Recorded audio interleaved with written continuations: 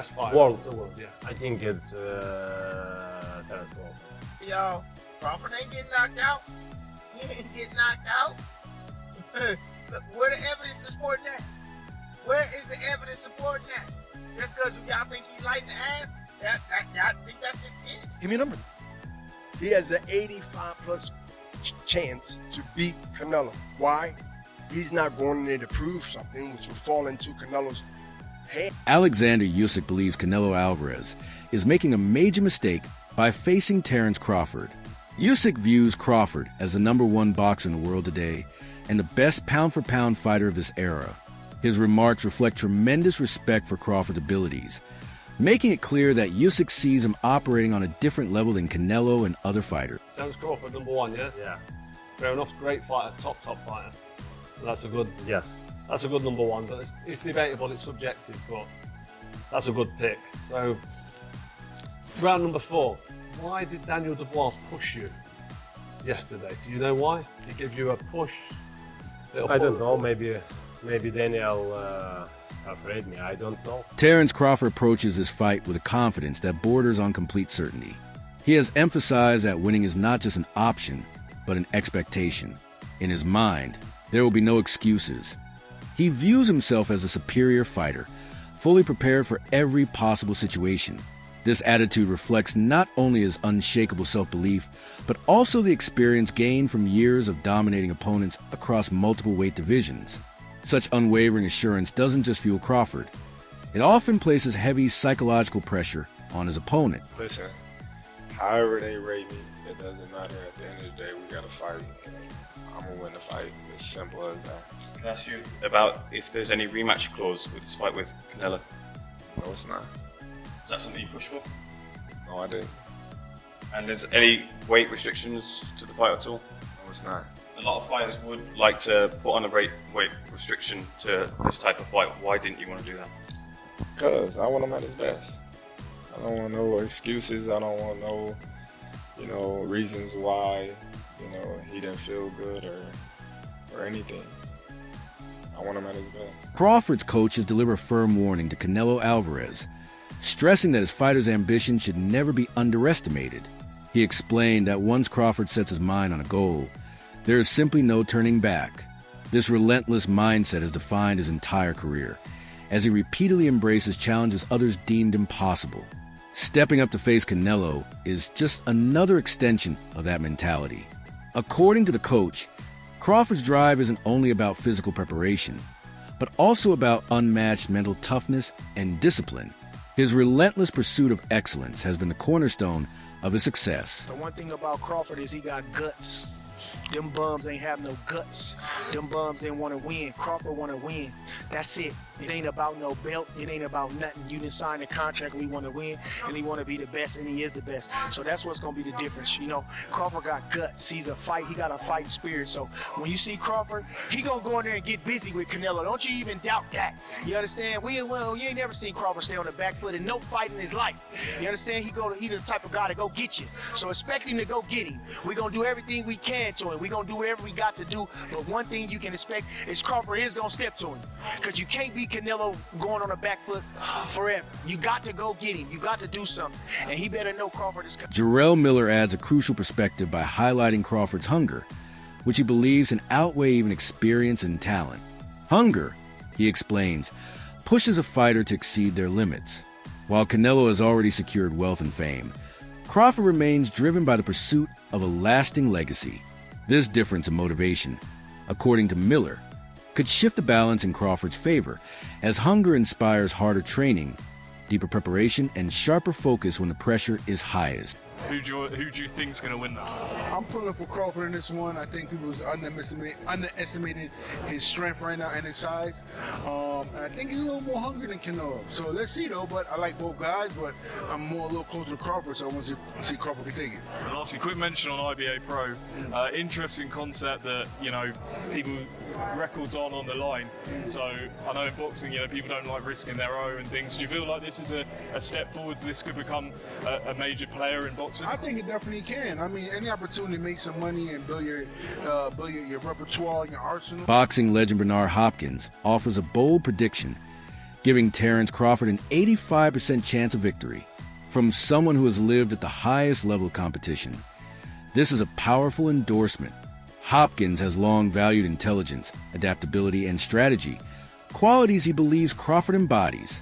By assigning such high odds, Hopkins acknowledges Crawford's ability to neutralize Canelo's strengths, noting that true upsets happen when skill, preparation, and unwavering belief all come together. Can he beat Canelo? Is his skill so much that he's able to bridge the weight classes? He has a legitimate chance. Over 60% for his mind. If you say, Bernard, give me a number. Give me a number. He has an 85+ chance to beat Canelo. Why? He's not going in there to prove something, which would fall into Canelo's hand. He would love for him to prove something. That means you will stay there and try to prove something. But to go in there and to let him know, establish that from the first round, that I belong, without showing that I am tough. I earned my position to be here. And I want to show you, even though you're being stubborn, that your time not only have came, but it's gone. He ain't going to surrender and say, I'll slow it up, so I'm going to act like it. No, he has to be shown. And it has to be early. Tim Bradley presents a strong case by reminding fans that Canelo has struggled against fighters far less accomplished. He points to William Skull, who managed to frustrate Canelo and push him to a full 12-round fight. If Skull could achieve that, Bradley argues, it's unrealistic to think Crawford, widely recognized as a top pound-for-pound boxer today, would fail. His message is clear. In boxing, skills ultimately outweigh reputation. If Skull, right, can hold Canelo to 152 punches thrown in an entire 12-round fight, 152 punches, you don't think Crawford can? You don't think Crawford can? You don't think Crawford can go the distance with Canelo Alvarez? If Skull, William Skull can go 12 rounds with him and keep him at an all-time low, 152 punches a round. Oh my goodness. If Charlo, 154 pounder, can go up to 168 pounds. Respect Charlo's skills, but he ain't got Crawford's skills. If he can go 12 rounds with Canelo Alvarez, you don't think Crawford can go 12 rounds with him? You don't think Crawford can go 12 rounds with him? The most skillful fighter on planet Earth? Oh, damn, let me go even further. If Jaime Munguia, you could throw a penny in the ring, it's going to hit him. You could throw a dime in the ring, it's going to hit him. You could throw a feather in the damn ring, it's going to hit him. It's going to hit him. If he can go 12 rounds with Canelo Alvarez, you don't think Crawford can go 12 rounds with Canelo Alvarez? Damn, I got another one. I got another one. If Berlanga.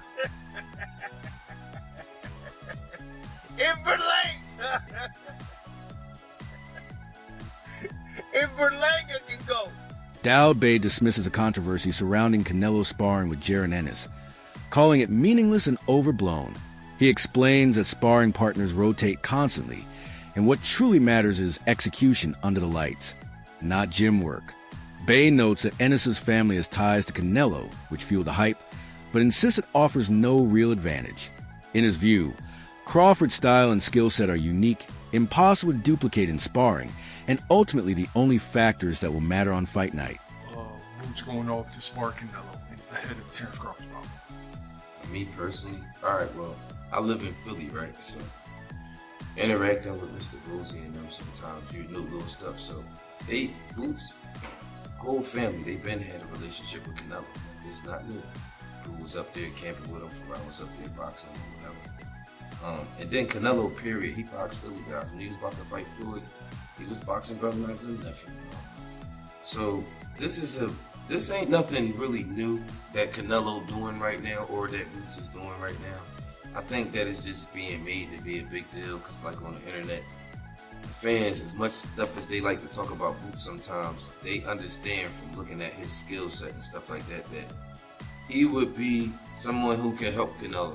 Like, yeah, I mean, in a situation like this, if you're the kind of person that look at sparring and consider it to be a help, which it can be, especially, you know, Boots being a switcher, being a boxer, puncher, the athleticism he has, the footwork he has. If you wanted to get ready for Terence Crawford, that would be a great guy to box with. So I think that's a good thing for Canelo. I think it's an even better thing for Boots. Well, even better thing for Canelo because he's the one that got to fight right now. Which Boots got to fight October 11th. He does.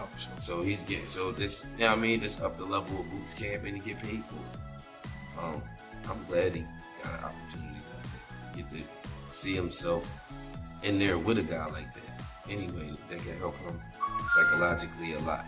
Crawford has explained the foundation of his confidence, noting that knockouts aren't just produced by raw power, but by punches opponents never see coming. This mindset separates him from fighters who depend solely on strength. While Canelo is renowned for his heavy shots, Crawford believes true danger lies in timing, accuracy, and deception. By steadily wearing opponents down, frustrating them, and capitalizing on mistakes, he creates the perfect openings to land fight-ending blows. A big punch to knock somebody out. It's the ones that you don't see that hurt you. All my fights that I loaded up and I try to catch somebody, you know what I mean, with a big shot, I typically miss or they see it at the last minute and they brace for it. You know, the ones that just flow is the ones that get. Marcus Brown sheds light on Crawford's preparation by emphasizing his unique sparring habits. He explains that Crawford often trains with fighters far bigger than himself, including those with heavyweight frames. This experience has conditioned him to withstand and respond to heavy punches calmly, without losing composure.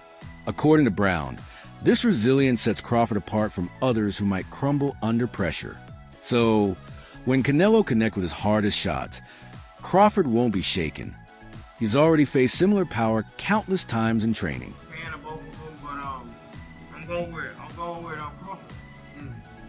Typically fighters, they don't want to say who they want to go for because they don't want to be biased. And much respect to Canelo, but I'm going Bud. Is there a particular reason why? Like, you're a guy that moved up in weight, so you know exactly what it feels like to get hit by these bigger guys. Is that something that's going to play in the back of his head? Like, of course. You gotta watch out. It is, but it's not. Because at the end of the day, it's not like he just been in there, got in there with somebody bigger than him. He's always probably been sparring with bigger guys, you know what I'm saying? Mm-hmm. It's that boxing IQ, which, William Skull didn't put up no fight, but he showed somewhat of a blueprint to get this guy, in a space where he's confused. And he can't touch the target that's in front of him. You know what I'm saying? And I just think Bud got that IQ. Victor Ortiz sees this fight as a masterstroke for boxing, both commercially and competitively. He notes its massive pay-per-view potential, but stresses that the real intrigue lies inside the ring. Ortiz gives the edge to Crawford, downplaying Canelo's size advantage as exaggerated and ultimately insignificant. In his view, the matchup won't be decided by who is bigger, but by who is smarter, sharper, and more adaptable when it matters most. Canelo then to Canelo now. Other than the way they're maneuvering their fights, he secures some amazing fights, very smart with the matchups, right? He'll go find somebody of this weight class that is, yes, he's undefeated, yes, he's got this and that, but they fought nobody. So it's a very, they're very catered fights, but they do it very smart. Like Logan and Jake Paul. But this guy can sell tickets. It's true of what Oscar De La Hoya said. So with that being said, what I know about the game is this much. I've known Terence Crawford since we were 7, 8, 9 years old because I'm from Kansas. Terence is from Nebraska. Yeah. And in little tournaments we'd see around the area, Four Corners or whatever, we'd always see each other. And he knew Bucky. I knew his team, and my thing is this: I have Terence Crawford winning on an easy fight. I believe everyone's like, well, Canelo's a bigger man. No, he's not. Terence Crawford and I, we're the same size. We're 5'9". Canelo's shorter than us.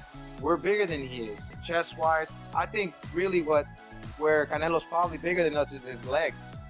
He's got thicker legs. Other than that, We're very athletic. We can box. We can bang. I believe I'm going with the Midwest. All right. That's my brother, Terence Crawford. Analysts warn that despite Crawford's brilliance, stepping into Canelo's weight class carries real risks. At 168 pounds, he will face opponents who naturally possess greater size, strength, and durability. While Crawford has dominated lower divisions, this challenge is on a different scale. Canelo has already proven himself against bigger champions, showcasing both adaptability and raw physical power. That experience gives him a clear edge. Still, Crawford's leap from 147 to 168 pounds is historic, with few fighters daring such a drastic move, especially in pursuit of becoming undisputed across 3 divisions. Crawford has approached the challenge with meticulous preparation, focusing not just on adding weight, but on reshaping his body to perform effectively at a higher class. His training has emphasized conditioning, ensuring he maintains speed, reflexes, and stamina while adapting to the new demands. 69 point, let's just call it 170 pounds, which is huge, absolutely huge for a 154 pounder. Especially, it's just shocked me that he's come up from 135 and now he's still putting on that much weight. He's rehydrating that much at 154. And indeed, to bring us even closer to the modern day, the thing that was posted, and again, this is the second time we've seen this, is why I'm kind of thinking there's a bit of a theme here with Crawford posting his weight when he's not actually in full training camp. On February the 9th, 2025, he posted an Instagram story and he showed himself weighing 186 pounds on a gym scale. Now, that's so much bigger than I imagined Crawford would be. I never thought this guy would walk around at 186 pounds, which for anyone who needs the conversion is just over 84 kilograms. And now look, it's not an unthinkable weight for someone, but for someone who has fought as low as Crawford has, who is generally as lean and as in shape as Crawford is, that's a lot of... Amir Khan delivers a strong defense of Crawford's chances, praising his ability to land precise, damaging shots that accumulate over time, particularly to the body. Khan points out that these same tactics proved decisive in Crawford's dominant victory over Errol Spence, and he believes they could be just as effective against Canelo. Crawford's skill in dictating pace often frustrates opponents, forcing them into mistakes that he ruthlessly capitalizes on. For Khan, many underestimate how elite skill can neutralize size, and Crawford's versatile arsenal is tailor-made for that challenge. The build-up has also revealed a new edge in Crawford. His physical push against Canelo during their face-off was not mere theatrics.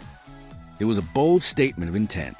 Analysts like Showbiz the Adult interpreted it as a calculated psychological tactic, meant to show Crawford will not be intimidated. By stepping in with aggression before a punch is thrown, Crawford is signaling his plan to win not only physically, but also mentally, setting the tone for the entire fight.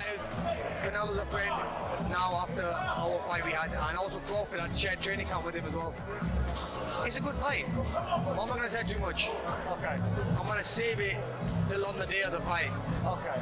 But look, it's going to be a mega fight. Honestly, it's hard to pick the winner. Yeah. But like I said, it's a close one. I know you said you don't want to say too much, but when people talk about Crawford boxing on the outside and using it to movement, almost making it boring in a sense, do you think he can do that with the added weight that gets put on and him boxing in that certain style? We haven't really seen him box like before. In terms of boxing on the outside and almost sort of that stick and movement type. You're talking about Crawford, yeah? Crawford, yeah. Look, Crawford's going to probably do the same thing that he knows best, which is box, be small, slow movements, small steps. Only small steps he's taking. So I mean, look, and it's always worked for him. Every fight he's been in, and we thought that the fight with Spence was going to be hard, and he made it look so easy. Now, we've never really seen him in a hard fight where we've seen him in trouble. So maybe this could be the fight that puts him in that trouble to see what he's going to be like when he's under pressure. You know what I mean? We've never seen either fighter under pressure, like a lot of pressure. I mean, you can't say... Maybe Golovkin for Canelo, I guess you could say. Exactly, yeah, Golovkin, yeah. But other than that, I don't class the Mayweather fight a hard fight because Mayweather just a runner, wasn't he? Yeah. I guess people had the size. People had the size advantage, but this one, I think Canelo has the size advantage. But then again... Andy Lee closes by stressing the true significance of this fight. He dismisses claims that Crawford is too small, pointing instead to the impressive physical transformation Crawford has achieved. For Lee, this matchup embodies boxing at its highest level: skill versus power, speed versus strength. He argues that Canelo's size alone is no guarantee of victory, as Crawford's agility, creativity, and tactical adaptability could balance the scales. To Lee, this isn't just another fight. It's a clash with the potential to redefine legacies and electrify fans across the globe. Like every good fight, you know, no one really knows the skill and competitiveness and ring craft of Crawford, or, you know, you can say the same things about Canelo, but just he has that size.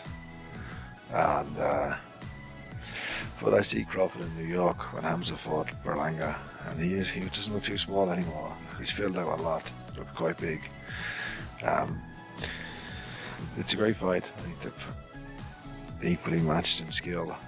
That wraps up today's video. Stay tuned for more updates, and we'll catch you next time.